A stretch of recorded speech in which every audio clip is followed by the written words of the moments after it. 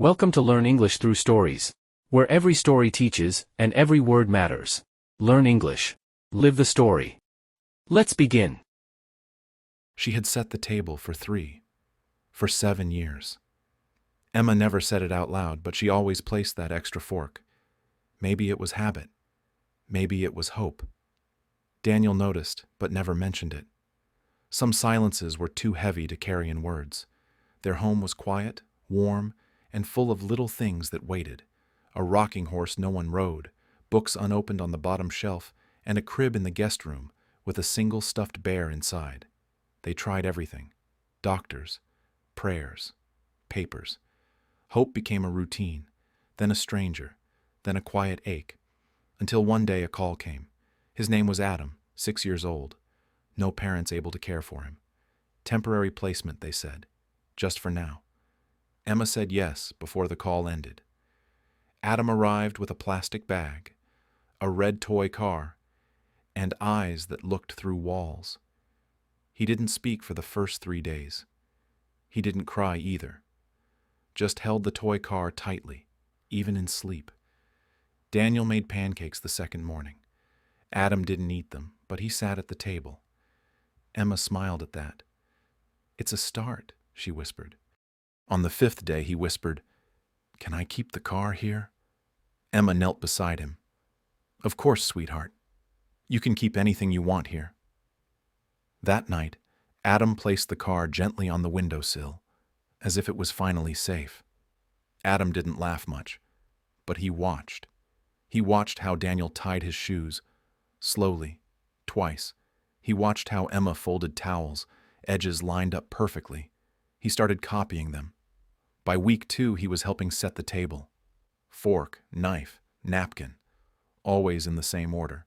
Sometimes he added a spoon, even when they weren't having soup. One night, while Emma was reading on the couch, Adam climbed up beside her. Quiet at first. Then he pointed to a word in her book. "What's this mean?" "It means to forgive," she said. "When you stop being angry, even if someone hurt you." He nodded slowly. Later that night, she found the red car tucked under her pillow. Daniel didn't push. He just showed up, every day, same time, same rhythm. Breakfast, walk, story, bed. Adam started waiting by the door when he heard Daniel's keys. Then one day, he ran to him. Daniel bent down, and Adam wrapped both arms around his neck. That night, they built the treehouse. It took 3 weekends, 2 hammers, and 4 small arguments. Adam sat inside it when it was done, legs crossed, face glowing. "Is it mine?" he asked. Daniel looked up from the ladder. "Only if you promise to let me visit sometimes." Adam grinned. That was the first time they saw him smile with his whole face. By month 3, the house had changed. There were muddy shoes by the door, a drawing on the fridge, crayon scribbles on the hallway wall. Daniel didn't even clean them. "Leave it," he told Emma. "That's how we know this is real." Winter came quietly. Adam had a favorite sweater now, green, with one elbow patch missing. He wore it everywhere. Emma had started saying "our son" without realizing. Daniel heard her once and smiled without looking up. They went to the park on Sundays. Daniel taught Adam how to fly a kite. Emma packed peanut butter sandwiches and small apple slices, no crust. Adam always gave her the crusts back, neatly, no crumbs. He was different now. He laughed when the wind caught the kite. He cried when a bird hit the window. He asked questions like, "Was I born here? Why didn't my first mom want me?" Emma answered what she could. The rest she folded gently and placed back in silence. One morning, a letter arrived. Daniel found it in the mailbox, stamped with a return address from another country. He opened it, read it once, then again. He didn't say anything. Not that day.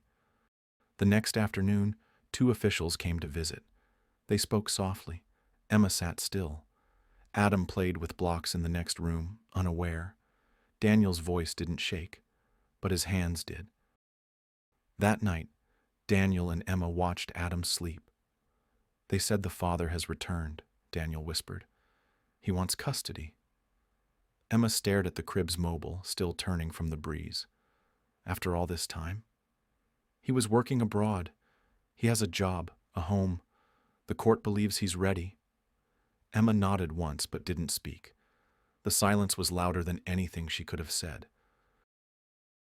The next morning she packed Adam's lunch. Just like always. Peanut butter, apple slices, no crust. The goodbye wasn't loud. There were no screams, no tantrums, just a backpack zipped tightly and a pair of shoes tied with too much care. Adam sat on the edge of the couch, red toy car in hand, his favorite sweater folded on his lap. Emma brushed his hair with her fingers one last time. "Do you want to bring the bear?" He shook his head. "It belongs here."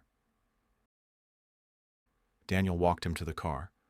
The social worker opened the door. Adam didn't move. He turned to Daniel. "Will you come visit?" Daniel crouched, held both of Adam's shoulders. "I don't know if we'll be allowed to, but if I can, I will." Adam nodded, slowly, as if agreeing to something much bigger than goodbye. The car door closed. The engine started. The red toy car sat alone on the couch for hours. Emma didn't touch it. That evening, Emma didn't cook. Daniel didn't ask. They sat by the window watching nothing. "He never really belonged to us," she said. Daniel answered quietly, "But we belong to him." Days passed like fog. Emma folded clothes that weren't worn. Daniel walked into the treehouse, sat there for a while, and came down without a word. The drawing on the fridge stayed up. Even the scribble in the hallway. They didn't clean it. They didn't want to forget. 2 months later, a letter came. The handwriting was crooked. The envelope was bent. Inside was a single paper folded twice. A drawing, a treehouse, a boy, a woman, a man, all smiling. The boy held a red toy car. No words, just the picture. Emma stared at it for a long time. Then she placed it on the fridge, right next to the first one. The seasons changed. Spring brought back the birds. Flowers returned to the edges of the garden. But the treehouse stayed empty. Daniel fixed the steps once. Not because anyone asked, but because some things are worth keeping ready. Emma started baking again. She still packed lunch some mornings, even if no one needed it.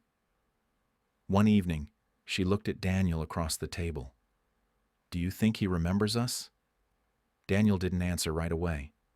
Then he said, "You don't forget the people who love you when you have nothing."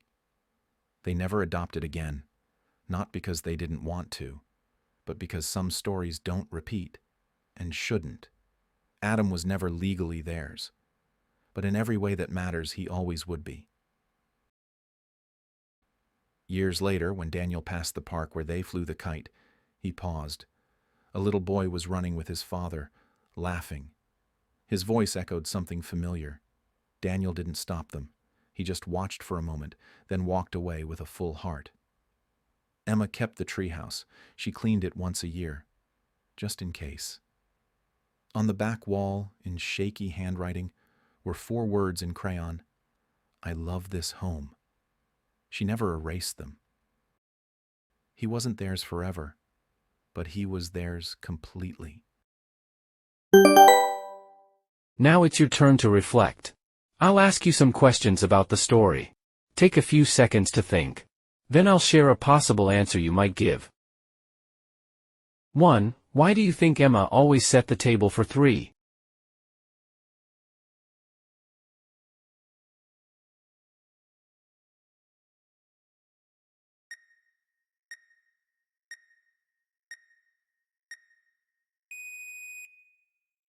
Sample answer: maybe it was her quiet way of keeping hope alive.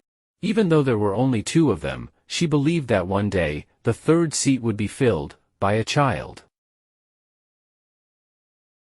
2. What did the red toy car symbolize throughout the story?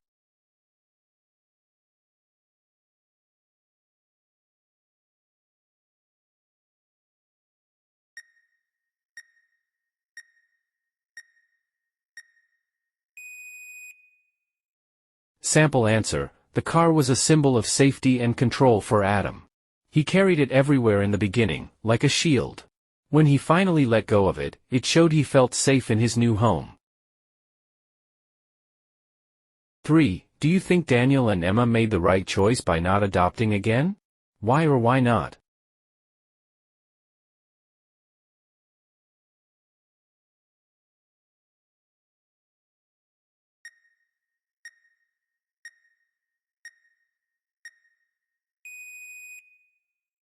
Sample answer: yes, I think they honored their emotions. Some experiences leave deep marks. They didn't close their hearts, they just chose to carry their love differently. 4. Which part of the story felt most emotional for you, and why?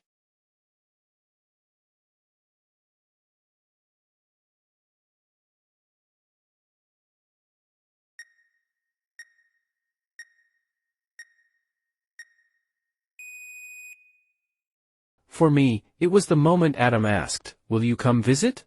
It showed how deeply he had connected, even if he didn't know how to say goodbye. 5. What lesson can we learn from Emma and Daniel's story?